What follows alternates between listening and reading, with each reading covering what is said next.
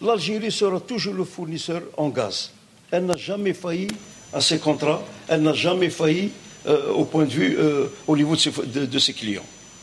Depuis des années et des années, on est là. Les contrats, pour vous tranquilliser, ils ont été repris.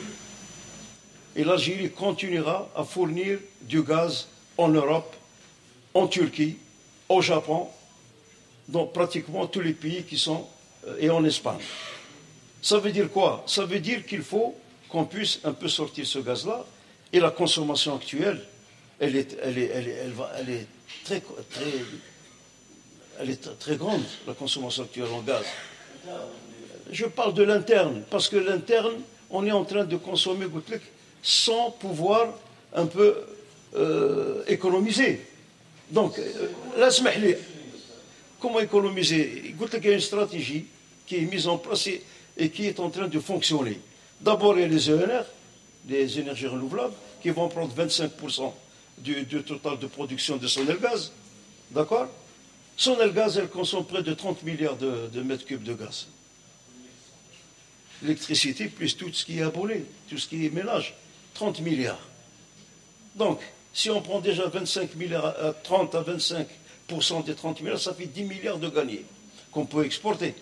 Vous êtes d'accord avec moi? Alors, en plus de ça, nous avons tout ce qu'il faut ici. Je demande d'acheter le déclic pour dire aux gens, attention, consommer d'une manière rationnelle, parce que c'est très important, l'énergie est très importante.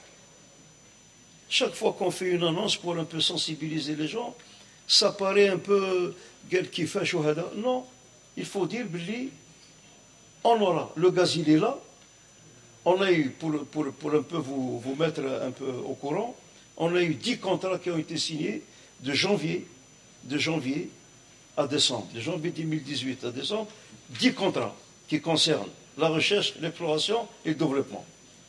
Il y a 10 contrats qui sont passés. Ça veut dire que les grandes entreprises pétrolières s'intéressent au pays.